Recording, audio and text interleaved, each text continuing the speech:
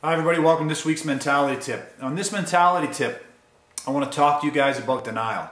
Now, denial is definitely perceptional based. And one of the things that I want to make clear for everybody is that there can be a little bit of argument, the fact that if somebody's in denial, the fact that they're in denial literally changes how they see something. So it's the denial actually precedes the formation of a perception or a belief, and of course, which leads to its emotional intensity, which of course affects the action. Other people will state that the perception, the belief you have about something fosters a denial, so the denial comes after that. I'm not really too worried which way you want to, or how you feel about that. Perceive it how you want. Now, denial is something that we basically just equate it to like a weed. And for most of you that I'm talking to right now, on the terms of combat, in the face of combat, you'd think, well, I'm really, pretty good on the denial side of it. I don't have any. I mean, I understand that in this world, there's people that will hurt me given an opportunity, and I am dedicated to training to prepare to face those people. So as warriors, we've really been able to kind of tend to that part of our garden, and we've have that capacity to not only recognize there are individuals that will hurt us given an opportunity, but we are preparing ourselves to face them. So that's the analogy of being able to march toward the sound of the guns and return fire. That's a different thing altogether, to be able to return that fire. So on a day-to-day basis and as warriors, we still have to understand that denial, again, is a little bit of a weed that will every single day try to pop up into your garden, okay? And what I mean by that is the best lecture I've ever heard in denial was with Lieutenant Colonel David Grossman. And you can sit there at the beginning of his lecture on denial and you think, yeah, I'm all checked out here, man. I got my denial under control for sure. And by the end of his 4-hour lecture on denial, I mean, you just feel like you're swimming in it. And here's one of the things that was very interesting. He is uncompromising and has a 0% tolerance for any type of denial. And let me show you and share with you just one of the ways that you can check whether or not you have these little seeds of denial growing right now. One of the things was this: because we understand that we are in a world where there are people in this world, although the odds might be still statistically lower, that there are these people that will hurt us given a chance, and we're prepared to face them. We understand that these individuals are probably going to be bigger than we are, stronger than we are, better than we are. Okay, there also could be more of them.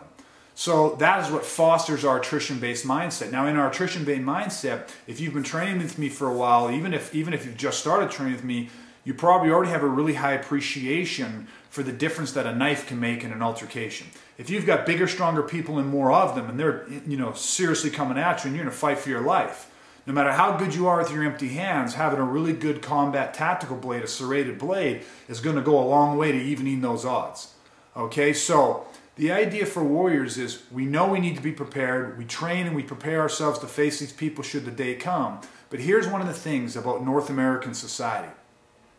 In North America, we are both very blessed, as well as in a warrior standpoint, almost it has a little bit of a toxicity to it. But in this world, in our society, and in our environment, we don't have to fight every single day. We are not in a situation where guaranteed at least a minimum once a week we are involved in some form of interpersonal human aggression, especially the higher levels of it where it becomes physical.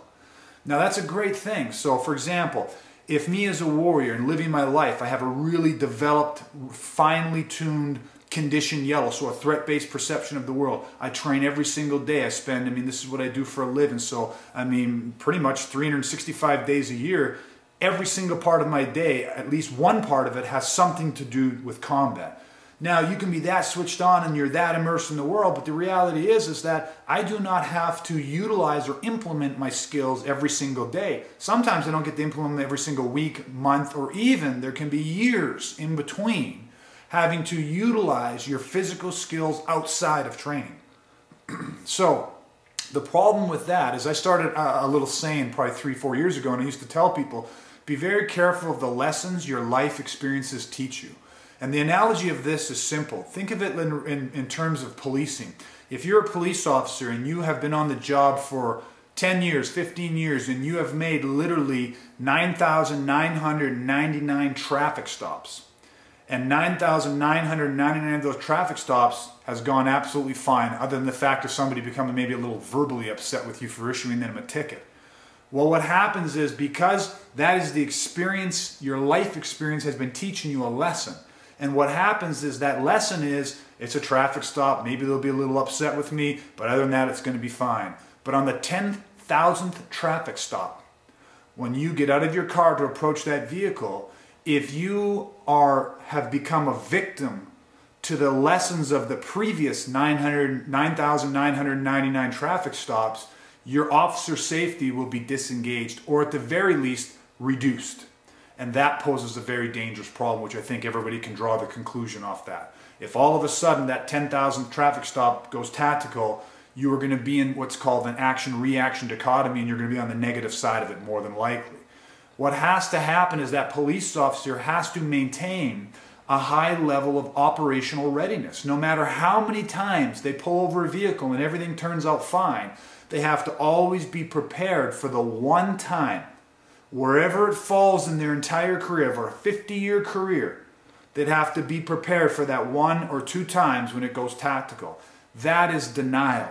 Every single day you as a warrior wake up, you should have what is called warrior routines. Every time you wake up, before you go to bed, before you get into your vehicle, the warrior routines help us stave off denial. It's like looking in your garden every day and seeing the smallest little bud of denial weeding up through the ground, and you got to pluck it out of there. If you have the skills, the competency, and the experience to carry a knife, then you have, as a warrior, the moral obligation to carry that knife, to be armed, to preserve your life or the life of others. Anytime you walk out of the house, I don't care if it's for 5 minutes to run, jump in the car, drive to Max, and you're in your flip-flops and tank top and shorts, and you just want to zip to the Max, grab some milk, and come home. My knife's in my other jacket, or this and that, or I don't have my knife in my car because I took it out last time and haven't put it back in there. Or every time you walk in the house, in and out of the house on a hot summer day, and you don't lock the door behind you when you're going to run down to the basement, upstairs, and you got a wife and a child in that house, and somebody could just follow them in. Anytime we don't take those little steps that we know we need to take to help prevent or at least delay an assault, okay, that is denial. And what I'm worried about, and the point I want to leave you with this week, is that if you operate at 95% warrior efficiency, which means you have warrior routines, and 95% of the time you are spot on with those warrior routines, your condition yellow is sharp, then 5% of the time you are allowing yourself to become a sheep. And what happens in North America, a danger is, like that officer, that 5% of the time, 1 week turns to 2 weeks, which turns to a month, which turns to 6 months, which turns to a year, and you have had no experience or no necessity created through life. That 5%, that little bit of denial, will grow and become 10%, and become 15%, and become 20, 30, 40, 50, 60%. To the point where now you go, oh yeah, I train and I'm ready, and oh yeah, this and that. I almost never carry my knife. I almost never lock the door. I'm on autopilot walking to and from places. I don't scan for dangers. I don't scan for egress. I used to do all that stuff when I started training. It was all new and it was all fresh. But I don't do that anymore. That is how fast and how insidious that weed of denial becomes. Okay, so today's lesson: do not let denial form or take over your perceptions and your beliefs, because they will change the way you feel about things. Training is done, and one of the things you get from scenarios is that it actually creates that necessity. You need to remain to be switched on. Even though you say, well, I haven't had anything ever happen to me, well, that's why you come to training. If you're feeling that little bit of that disconnect or that denial, that something could happen to you, or there's someone out there that will hurt you given an opportunity, all you got to do is let us know. We'll set up a scenario for you to help get rid of that. We'll help pluck your garden of denial. That's one of the funnest things we can do for people, is to really show them just how quickly something can mutate and how easy it is to get hurt in a situation. Okay, so we all have to stay on task, and every single day tend that garden, pluck any little seed of denial at its smallest, earliest point, and make sure that we really maintain a good, strong warrior condition yellow with good, strong warrior routines. Okay, I hope that helped. Take a look at your life, think about denial and its impacts, and we'll go from there. Until next time, everybody, take care and come what may.